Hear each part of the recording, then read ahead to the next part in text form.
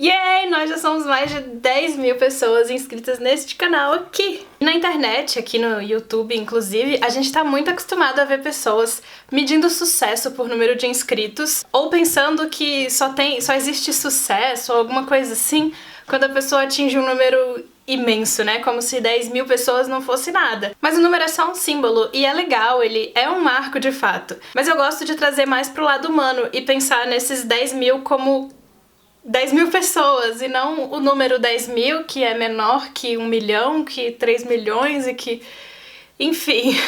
Então o que eu realmente comemoro aqui é o meu percurso inteiro de crescimento pessoal, inclusive, e criativo, né, aqui no YouTube, e também o contato que eu tive com pessoas incríveis. Pessoas que eu conheci através do canal no YouTube e pessoas que eu já conhecia até na internet mesmo, mas acabei me tornando mais próxima e descobrindo várias coisas em comum. Então eu acho que esse número não podia passar em branco, que a gente tem que comemorar, sim, esses momentos. É como se fosse fazer aniversário, sabe? Que a gente junta todos os amigos em volta e comemora esse tempo que a gente passou junto. Então eu tô comemorando aqui, junto com vocês, esse tempo que a gente tá junto aqui no YouTube.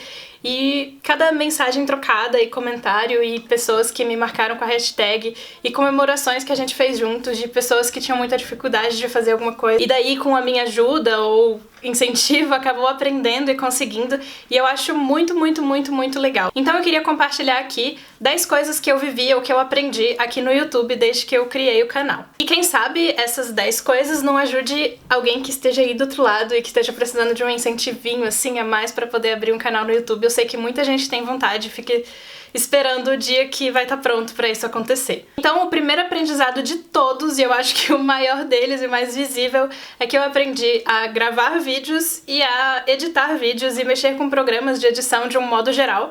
Isso antes era uma trava pra mim, eu achava que eu não ia dar conta e eu acabei aprendendo e indo aos poucos. O segundo aprendizado foi: eu aprendi a começar antes de me sentir pronta, não só em termos de conhecimentos, quanto me sentir mesmo, sabe? Eu tinha muita vergonha antes de gravar vídeo. Mas chegou um dia que a vontade de compartilhar as coisas que eu sabia, a vontade de ensinar coisas aqui no YouTube se tornou tão maior que não fazia sentido esperar mais. E eu terminei fazendo e começando mesmo sem sentir que eu tava pronta pra fazer aquilo, sabe?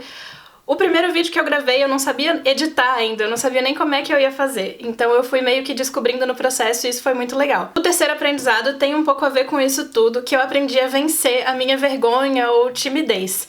Quem me conhece na vida real sabe que eu não sou muito tímida, mas era só botar uma câmera na minha frente que eu ficava... Eu ainda fico, na verdade, um pouco sem graça, não conseguia. Pra vocês terem ideia, o primeiro vídeo que eu gravei na minha vida inteira foi pra participar de um concurso e eu não conseguia olhar diretamente pra câmera. Então eu pedi ajuda do meu irmão e a gente gravou um vídeo como se eu estivesse respondendo uma entrevistadora, assim, sabe? E era um negócio falso, assim, eu não conseguia nem olhar pra câmera de tanta vergonha que eu sentia. E vocês podem ver o primeiro vídeo do canal, eu falava bem assim, como se eu não quisesse incomodar ninguém, sabe? Devagarzinho pra ninguém da casa me ouvir. E hoje em dia não, hoje em dia eu falo mais abertamente, não tenho vergonha, pode ter gente aqui no quarto gravando comigo que não tem problema. O quarto aprendizado tem muita relação com esse de vencer a timidez ou vergonha, mas eu acho que ele é um pouquinho diferente e muito importante também. Eu aprendi a ficar confortável com a minha imagem e com a minha voz. Então, o primeiro vídeo que eu editei, eu ficava olhando como é que a minha boca se movimentava e o que eu fazia e sobrancelhas. E hoje em dia eu edito com muito mais naturalidade.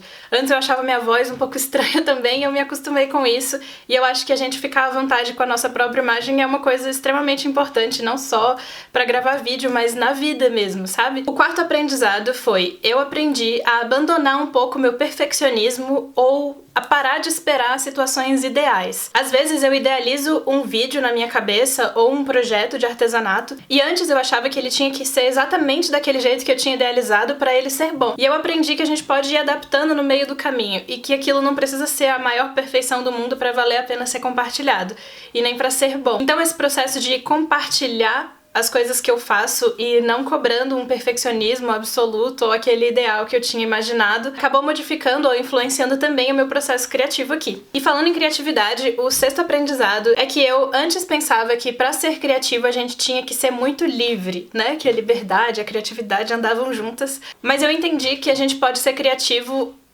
assumindo um compromisso, digamos assim, com a nossa criatividade. Então a gente vai fazer aquilo de forma consistente e todos os dias. Eu entendi que quando eu tenho prazos para poder publicar as coisas, ou quando eu me comprometo com outras pessoas, eu consigo produzir muito mais e criar muito mais também. A sétima coisa que eu quero compartilhar com vocês é que desde que eu comecei o canal no YouTube eu venho me tornando uma pessoa cada vez mais organizada.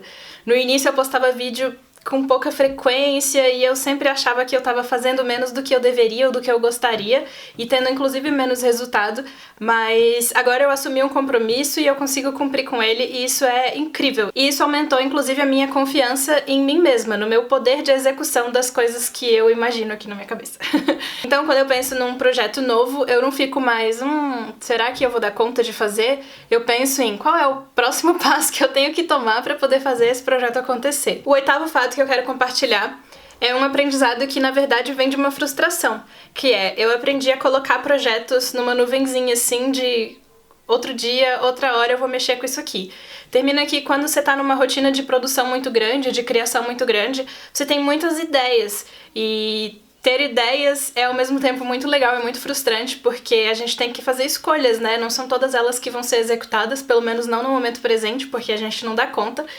E eu tive que aprender a aceitar isso e lidar com essa frustração de não executar essas ideias. A nona coisa que eu queria compartilhar com vocês que eu aprendi é que esse processo de criação e de produção e de trabalhar em casa, empreendedorismo e tudo isso, ele é muito mental, mas é também físico e a gente tem que cuidar de tudo para poder conseguir funcionar direito. Então eu percebi que cuidar da minha rotina de sono, da quantidade de água que eu bebo por dia e da quantidade de sol que eu tomo por dia, isso tem uma influência extremamente grande no meu nível de produtividade e de satisfação e felicidade. Eu não sei nem colocar em palavras aqui o quanto que fez diferença eu prestar atenção nessas coisinhas que são tão básicas, né, pra gente viver. E que muitas vezes são esquecidas. Então, pra mim, voltar pra esse passo a passo e esse básico e funcionar numa totalidade, vamos dizer assim, foi extremamente saudável e um aprendizado incrível. A 10ª coisa que eu aprendi aqui no YouTube e que eu vivi e que eu vejo na prática todos os dias é: antes do canal, eu tinha uma noção, assim, de que o mundo online era um pouco menos especial ou menos importante do que o offline.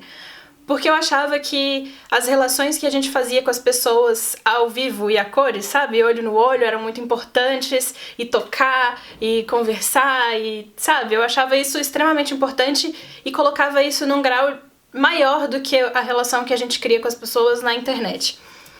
Mas eu percebi que, na verdade, não tem motivo pra gente colocar isso em maior ou menor, e sim que eles são extremamente diferentes. O olho no olho continua sendo extremamente importante, mas eu tive contato com tantas pessoas incríveis e com tantas histórias maravilhosas e que de alguma forma eu fiz parte daquela história, sabe? Que eu acho que não existe esse juízo de valor do que é melhor e o que é pior. São apenas coisas diferentes. E no meio online, a gente não sabe como é que a gente vai chegar do outro lado e o que a pessoa vai receber daquilo que a gente tá oferecendo. Às vezes a gente acha que é muito pouco, mas pra pessoa aquilo tem uma importância extremamente grande. Ter contato com essas histórias e com essas pessoas e conversar com as pessoas nos comentários aqui no YouTube ou no grupo no Facebook me fazem acreditar que é esse o caminho mesmo que eu quero seguir, não só de estar no meio online, mas sim dessa interação com as pessoas. Eu quero continuar fazendo isso, de ensinar, inspirar e ter contato com as pessoas dessa forma o mais íntima que eu posso, mesmo tendo uma tela e muitos quilômetros de distância, às vezes, da outra pessoa que tá do outro lado. Então é isso, obrigada por tudo, obrigada de novo e até a próxima!